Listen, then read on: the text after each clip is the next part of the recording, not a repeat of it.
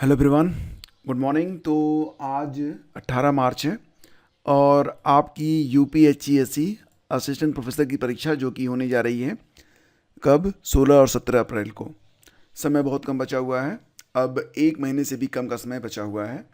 तो ये आपका बूस्टर नंबर 21 होगा। अब तक 20 बूस्टर आपको दिए जा चुके हैं और साथ ही साथ जो आपका जीएस का जितने भी टॉपिक हैं सारे टॉपिक इस चैनल पर डिस्कस हो चुके हैं और साथ ही साथ इसके लिए एक अलग से आपकी प्लेलिस्ट भी बन चुकी है। जो लोग अभी तक ये सारे वीडियोज़ मिस कर गए हैं वो लोग प्लेलिस्ट को ओपन करके सारे वीडियोज़ एक साथ देख सकते हैं। ज़्यादा समय आपका नहीं लगेगा, लेकिन रिवीजन आपके लिए बहुत महत्वपूर्ण रहेगा, बहुत फ़ायदेमंद रहेगा, इसकी गारंटी मैं लेता हूँ। तो चलिए शुरू करते हैं। आज का यह बूस्टर 21 होगा और आज के जो प्रश्न हैं सभी प्रश्न बहुत ही महत्वपूर्ण हैं, तो ध्यान से देखिएगा। और अब प्रयास ये रहेगा कि जो आपका स्टैटिक है जिसमें आपका टीचिंग और रिसर्च एप्टीट्यूड के प्रश्न होंगे, साथ ही साथ जो ज्योग्राफी है और इंडियन हिस्ट्री है, पॉलिटी है, इससे संबंधित जो प्रश्न हैं इनके लिए भी एक अलग से क्लास आपकी ली जाएगी ताकि ये सारी चीज़ें भी कवर आप कर सकें। तो स्टडी करते रहिए, बिल्कुल भी ढील देने की ज़रूरत नहीं है। पहला क्वेश्चन होगा, राष्ट्रीय तानसेन सम्मान 2023 से किसे सम्मानित किया गया। अब ये जो सम्मान था इसे दिया तो गया है दिसंबर 2024 में, लेकिन ये सम्मान 2023 के लिए है, राष्ट्रीय तानसेन सम्मान। और ये सम्मान दिया गया है पंडित स्वपन चौधरी को। ये हैं पंडित स्वपन चौधरी। तो ग्वालियर मध्य प्रदेश में दिसंबर 2024 में 100वें तानसेन संगीत समारोह का आयोजन किया गया था, जिसके अंतर्गत पंडित स्वपन चौधरी को राष्ट्रीय तानसेन सम्मान से सम्मानित किया गया है। इंपॉर्टेंट क्वेश्चन आपका है, तो याद रखिएगा। आइसलैंड के नए प्रधानमंत्री बने, तो ये बात भी जो है दिसंबर की ही है। दिसंबर 2024 में आइसलैंड के जो नए प्रधानमंत्री बने उनका नाम है क्रिस्टुन फ्रास्टा डोटिर। क्या नाम है? क्रिस्टुन फ्रास्टा डोटिर।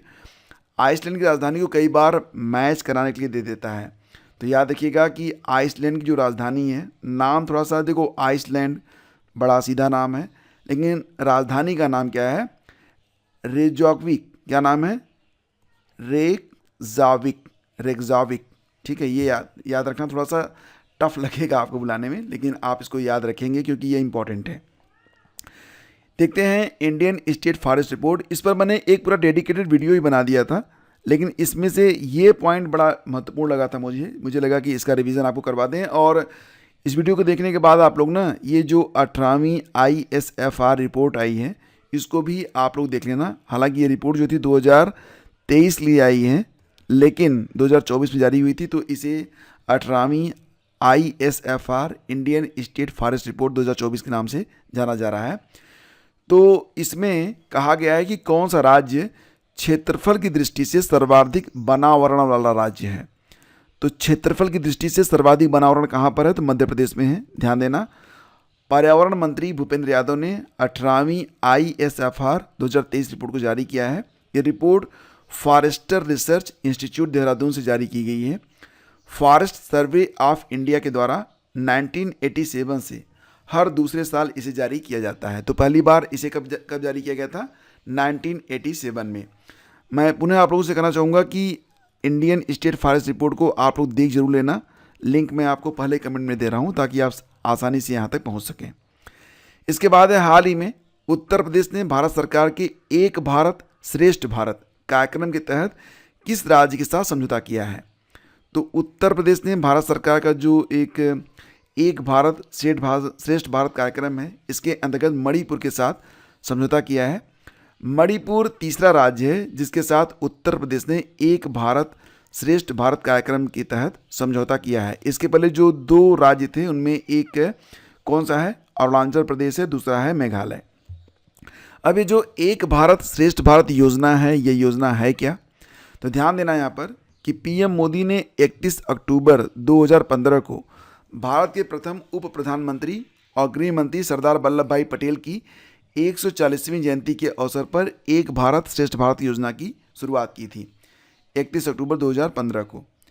इसमें क्या हो रहा है? इसमें हो ये रहा है कि प्रत्येक राज्य और यूटी को एक निश्चित अवधि के लिए एक अलग राज्य से जोड़ा जाता है, जिसके दौरान वे अपने सांस्कृतिक कार्यक्रमों, त्योहारों और भाषा व साहित्य के साथ भोजन, पर्यटन आदि क्षेत्रों में एक दूसरे के साथ संरचित जुड़ाव करते हैं ताकि वे एक दूसरे को बेहतर ढंग से समझ सकें और राष्ट्रीय एकता को मजबूत भी किया जा सके। इसका जो नोडल मंत्रालय है यह केंद्रीय शिक्षा मंत्रालय है। युग्मित राज्यों संघ राज्य क्षेत्रों की जो सूची है, मतलब इसमें कौन कौन से राज्य जो हैं वो जोड़े गए हैं आपस में, तो बिहार का जो संगठन है वो त्रिपुरा और मिजोरम के साथ है। यूपी को मणिपुर, मेघालय और अरुणाचल प्रदेश से जोड़ा गया है। उत्तराखंड को जोड़ा गया कर्नाटक से। गुजरात जोड़ा गया है छत्तीसगढ़ से। तमिलनाडु को केंद्र शासित प्रदेश जम्मू और कश्मीर और लद्दाख से जोड़ा गया है। ध्यान देना, तमिलनाडु को जोड़ा गया है जेके और लद्दाख से, जबकि एमपी को मणिपुर और नागालैंड से कनेक्ट किया गया है। एमपी को यूपी से भी और एमपी को मणिपुर को यूपी से भी और मध्य प्रदेश दोनों से कनेक्ट किया गया है। ध्यान देना इस पर। इसके बाद हिमाचल प्रदेश को कनेक्ट किया गया है केरल से, महाराष्ट्र को ओडिशा से, पंजाब को आंध्र प्रदेश से, गोवा को झारखंड से, लक्षद्वीप को अंडमान और निकोबार से, हरियाणा को तेलंगाना से, राजस्थान को असम से, दिल्ली को सिक्किम से, चंडीगढ़ और पुडुचेरी को दादरा नगर हवेली, दमन और दीव से कनेक्ट किया गया है। राष्ट्रीय किसान दिवस, कई बार एग्जाम में ये प्रश्न आपने देखा होगा कि राष्ट्रीय किसान दिवस क्यों मनाया जाता है। तो देखो क्यों मनाया जाता है, तो आपको बता दें कि ये पहले तो आप ये समझिए कि राष्ट्रीय किसान दिवस प्रतिवर्ष होता है 23 दिसंबर को, और इसे पूर्व प्रधानमंत्री चौधरी चरण सिंह की जयंती 23 दिसंबर को मनाया जाता है। यानी कि 23 दिसंबर को हमारे जो पूर्व प्रधानमंत्री थे चौधरी चरण सिंह, उनकी जयंती होती है और इसी अवसर पर राष्ट्रीय किसान दिवस के रूप में मनाया जाता है। 2024 में भारत रत्न सम्मान प्रदान किया गया। वर्तमान में जो कृषि मंत्री हैं वो हैं शिवराज सिंह चौहान। तो चौधरी चरण सिंह को जो है 2024 में भारत रत्न सम्मान प्रदान किया गया है। ये भी आप याद रखना, ये इंपॉर्टेंट है। भारतीय मानवाधिकार आयोग के अध्यक्ष कौन बने हैं, तो देखो ये राष्ट्रीय मानवाधिकार आयोग के बारे में बात हो रही है। तो इसके वर्तमान में अध्यक्ष हैं वी रामा सुब्रमण्यम। इनकी नियुक्ति दिसंबर 2024 में की गई है। सुप्रीम कोर्ट के ये पूर्व न्यायाधीश हैं वी रामा सुब्रमण्यम जी, और इन्हीं को नेशनल ह्यूमन राइट्स कमीशन का नया अध्यक्ष बनाया गया है। उन्होंने किसका स्थान लिया है, तो अरुण कुमार मिश्रा का स्थान लिया है। किसने, वी रामा सुब्रमण्यम ने, जो कि वर्तमान में हमारे राष्ट्रीय मानवाधिकार आयोग के अध्यक्ष हैं। बात करते हैं एनएचआरसी के बारे में, यानी कि नेशनल ह्यूमन राइट्स कमीशन के बारे में। तो यह एक केंद्रीय मानवाधिकार सभा है जिसमें एक अध्यक्ष व 5 सदस्य होते हैं। आयोग के अध्यक्ष और सदस्यों की नियुक्ति राष्ट्रपति द्वारा पीएम के नेतृत्व में गठित 6 सदस्यों की समिति की सिफारिश पर की जाती है। कार्यकाल इनका होता है 5 वर्ष या 70 वर्ष, जो भी पहले हो जाए। इसी के साथ दोस्तों याद रखना, राष्ट्रीय मानवाधिकार दिवस प्रतिवर्ष होता है 10 दिसंबर को। ठीक है, 1 दिसंबर को मनाते हैं विश्व एड्स दिवस और 10 दिसंबर को मनाते हैं राष्ट्रीय मानवाधिकार दिवस। तो ये दोनों आप याद रखना, इम्पॉर्टेंट है। आगे बढ़ते हैं। दिसंबर 2024 में युद्धपोत INS नीलगिरी और INS सूरत भारतीय सेवा में शामिल किए गए हैं। इनका निर्माण किया है मझगांव डाक शिप बिल्डर्स लिमिटेड मुंबई ने। अभी 2 युद्धपोतों को भारतीय नौसेना में शामिल कर लिया गया है, जिनके नाम क्या हैं, INS नीलगिरी और INS सूरत। तो ध्यान देना कि जो ये INS नीलगिरी है यह प्रोजेक्ट 70A श्रेणी का फ्रिगेट पोत है, जबकि INS सूरत जो है यह प्रोजेक्ट 15B श्रेणी का गाइडेड मिसाइल डिस्ट्रॉयर का चौथा पोत है। तो बात करते हैं INS नीलगिरी के बारे में, जो कि प्रोजेक्ट 17A के तहत बनाया गया एक फ्रिगेट पोत है। तो यह एक प्रकार का वारशिप होता है जो समुद्र में किसी प्रकार के हमले से सुरक्षा करने के लिए तैयार है। वहीं पर INS सूरत यह प्रोजेक्ट 15B श्रेणी का गाइडेड मिसाइल डिस्ट्रॉयर का चौथा पोत है। ध्यान देना कि प्रोजेक्ट 15B के तहत जो है कुल मिला के 4 इस प्रकार की मिसाइलें बनाई जाएंगी।